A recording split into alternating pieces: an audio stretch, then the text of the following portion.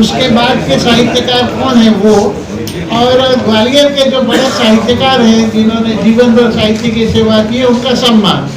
ये सब ग्वालियर का उसमें सामने आई है। लगभग कितनी संख्या में लोग आने वाले हैं प्रोग्राम में? जिनको हमने बुलाया है वो तो संख्या लगभग 35 के रहेगी वक्ताओं के रूप। बाकी सब संपूर्ण ग्वालियर वाले रहेंगे, बाकी भी देश भर से कुछ लोग आने वाले हैं। बड़ी संख्या हमारी जो कोशिश वो वक्ताओं के ऊपर है सारी, बाकी वो आमंत्रण है, अब कितने आते हैं ये तो सभा कक्ष भरा रहेगा, ये पूरी व्यवस्था रहेगी और खुला है, सब लोग आ सकते हैं, कोई उसका शुल्क नहीं रखा गया है और कोई प्रतिबंध नहीं है।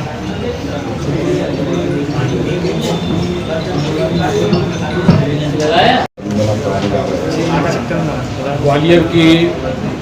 इस पवित्र भूमि पर जो तानसेन की नगरी है, रानी लक्ष्मीबाई है, सिंधियाज हैं, और यहाँ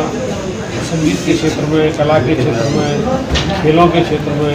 विभिन्न क्षेत्रों में, विभिन्न विधाओं में बहुत बड़े बड़े स्टॉल वर्ड सलाहकार पुरुष हुए। हमारी सबकी इच्छा ये है काका जी पराड़कर साहब, दीपक तोमर जी, हमारी परिवार, हमारा ये स्कूल सेंट्रल एकेडमी और आनंद यादव साहब और भैया जी, सबका हमारा और आप सबके साथ मिलकर ये कोशिश है कि ग्वालियर से अभी तक अछूता था, इस तरह का समागम 4 दिन चलने वाला पूर्व में ग्वालियर में आज तक कभी हुआ नहीं। तो वो मूर्ति भरने की एक विनम्र कोशिश हम लोग कर रहे हैं और उस कोशिश में देश के नामचीन बहुत बड़े पद्मश्री भी हैं, पद्म विभूषण भी हैं, बड़े बड़े पुरस्कार प्राप्त लेखक हैं और 17-18 भाषाओं के हैं वो। और ग्वालियर में जब वो आएंगे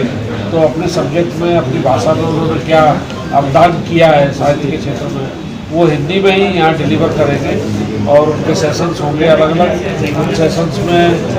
सभी लोग भाग ले सकते हैं, सुन सकते हैं, आ सकते हैं और अलग अलग सेशंस में वो इसलिए होंगे कि टॉपिक्स हम लोगों ने अलग अलग दे दिए, अलग अलग टॉपिक्स पर वो बातचीत होगी। मैं मानता हूँ कि जो और देश में साहित्य सम्मेलन हो रहे हैं उन सब के हिसाब से ग्वालियर में भी ये सम्मेलन एक अपनी छाप देश के ऊपर छोड़ेगा। काका जी कोशिश कर रहे हैं कि अंतर्राष्ट्रीय स्तर पर भी कुछ जॉब पोस्ट में मिल जाए और कोशिश कर रहे हैं लाने की। काफ़ी सहमति हम लोगों को बड़े बड़े जो इस क्षेत्र के विद्वान हैं उनकी प्राप्त हो गई है और आने वाले समय में कुछ और जो रह गई है वो भी प्राप्त हो जाएगी और हम आपसे पूरी सहयोग की अपेक्षा करते हैं हमेशा की तरह कि आप इस साहित्य के कार्यक्रम को पूरा ताकत देंगे और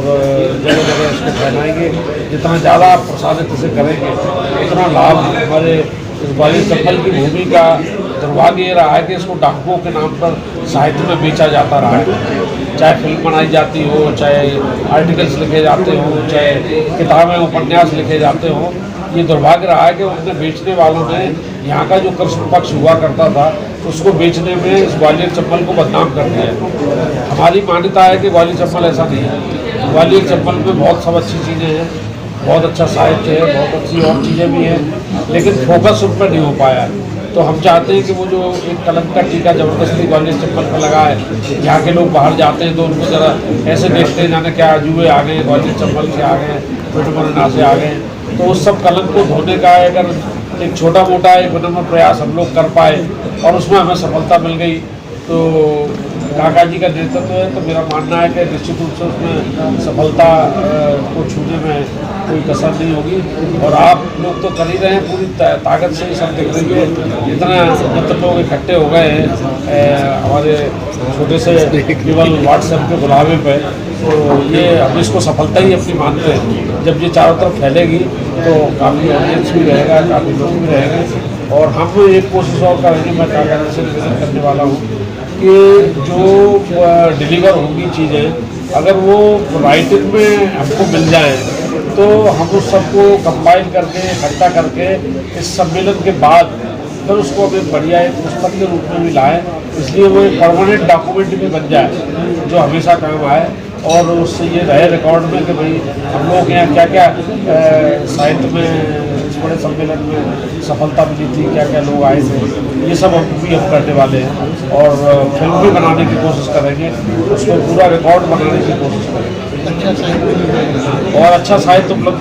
काका जी से बात करें, काका जी से बात करें।